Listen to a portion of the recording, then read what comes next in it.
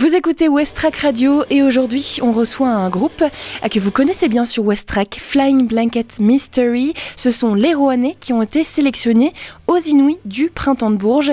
Et cette semaine, dans les interviews exclusives sur West Track, on accueille les 5 sélectionnés pour que vous puissiez les connaître avant le concert du 28 janvier.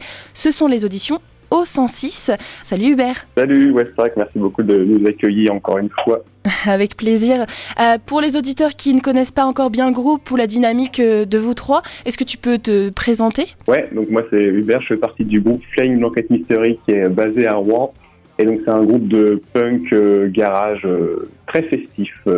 Voilà, l'idée c'est de faire la fête avec le public et sur scène. Donc voilà un peu l'ADA du groupe, quoi. Et vous venez de Rouen, je sais que c'est une ville qui est très importante pour vous. Le 106, c'est un peu la maison. Exactement, surtout qu'on habite à 500 mètres littéralement du 106, donc on y est fourré très régulièrement. Donc c'est littéralement la maison. Rouen, c'est souvent cité comme un vivier rock en France, ça peut même faire rougir un petit peu le Havre. Comment ce terreau normand a influencé votre musique à vous ?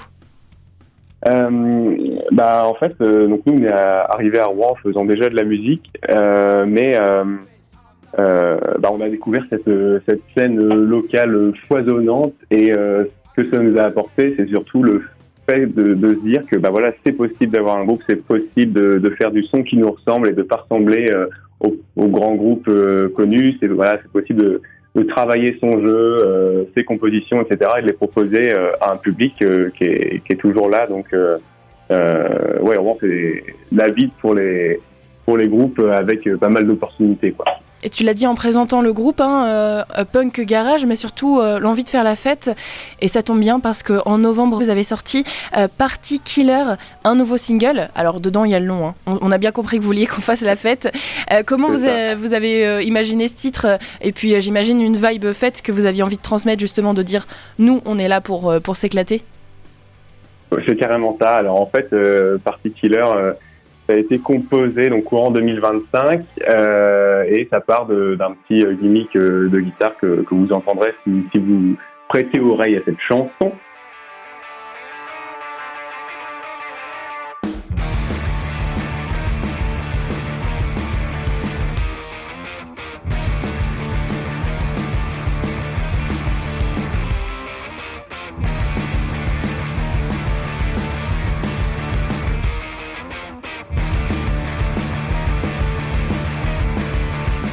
L'histoire de ce titre-là, ça dénonce un peu justement les relous de soirée qu'on connaît tous. Il y a toujours l'archétype un peu du relou.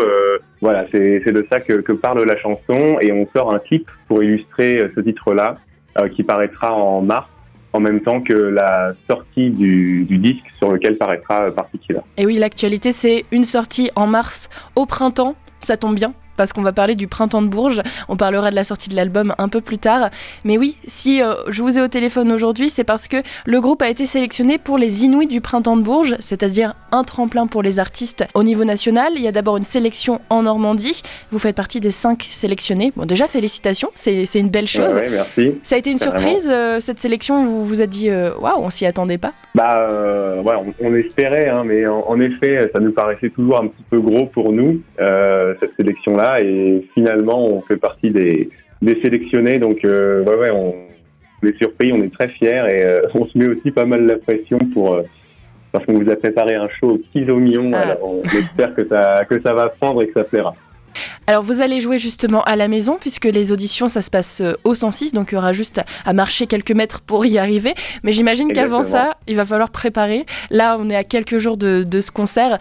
Vous êtes comment là, vous vous sentez comment ? Vous êtes encore dans cette phase d'excitation, un peu le track quand même ?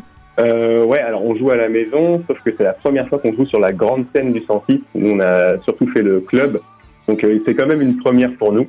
Donc comment ça se passe la préparation ? On a fait 2 filages, et les filages c'est on prend une journée justement dans la salle de spectacle pour préparer le concert en conditions réelles. On en a fait 2. Nous, on travaille toujours de notre côté ensemble dans notre studio de répète pour préparer le set. Mais je ne cache pas qu'on commence à être... moi, personnellement, je commence à avoir un petit peu le trac.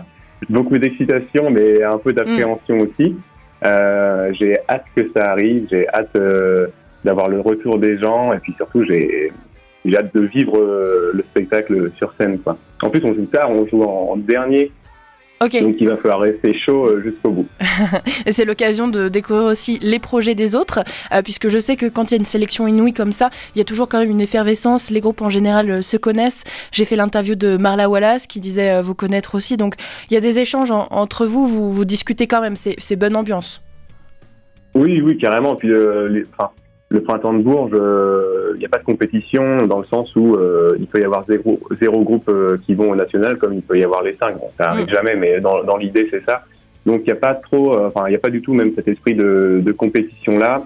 En effet, on connaît bien Marla Wallace, on connaît aussi Wavepool, c'est des potes à nous qui sont sur Rouen. Donc on partage un peu nos expériences, notre préparation.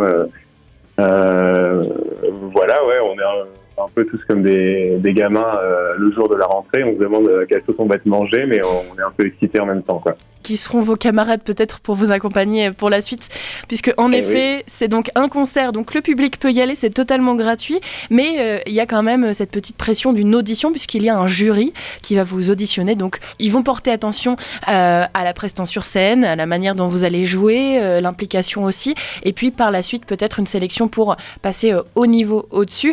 Mais après avoir échangé avec plusieurs artistes, je sais bien que même s'il n'y a pas l'étape suivante, ce que je vous souhaite tout de même, c'est quand même déjà une belle expérience. Ça vous permet de vous produire déjà sur la grande scène du 106, rencontrer le jury, se faire repérer. Donc même s'il n'y a pas la suite, ça permet quand même une richesse dans votre projet ? Bah oui, carrément. Il y a donc tous les pros qui sont là, qui assistent à cette audition. Nous, de notre côté, il y aura aussi notre management, notre tourneur qui seront présents. Donc c'est aussi l'idée de prendre des contacts et puis nous, qu'on gagne ou pas, de toute façon, notre objectif, c'est d'en mettre plein les yeux et plein les oreilles aux gens pros et pas pros. Hein. On fera pas trop de distinction. Qui seront là pour nous, quoi. Tout le monde est invité à faire la fête, qui que ce soit. Exactement. Au même niveau. On regardera pas le CV. Ça marche, on vous souhaite un bon concert. Et puis tu le disais, en mars, on peut s'attendre donc au printemps à une sortie d'un album. On en a déjà eu un petit goût avec Party Killer. On va encore plus faire la fête en mars ? Bah oui, carrément. Donc il y a Party Killer qui est sorti donc sur les plateformes fin d'année dernière. Il y a un clip qui va arriver en mars. Pour en février, il y a un deuxième single qui s'appelle Rainy Days qui sera accompagné directement d'un clip qui va sortir. Et tout ça, c'est pour illustrer notre prochain disque qui arrive en mars et dont la release party se passera encore une fois au 106. On est très bien accompagnés par le 106, donc on est très contents. Et voilà, ils nous accueillent pour qu'on puisse sortir ce nouveau disque chez eux. Un EP, hein. Nous, on fait des EP, c'est plus facile, ça va plus vite. Le disque s'appellera Shit In, Shit Out et il y aura 6 titres. Un de moins que pour le disque Popcorn avant, mais... les 6 titres encore meilleurs, donc ça vaut 7. Qu'est-ce que ça veut dire, le nom de l'album ?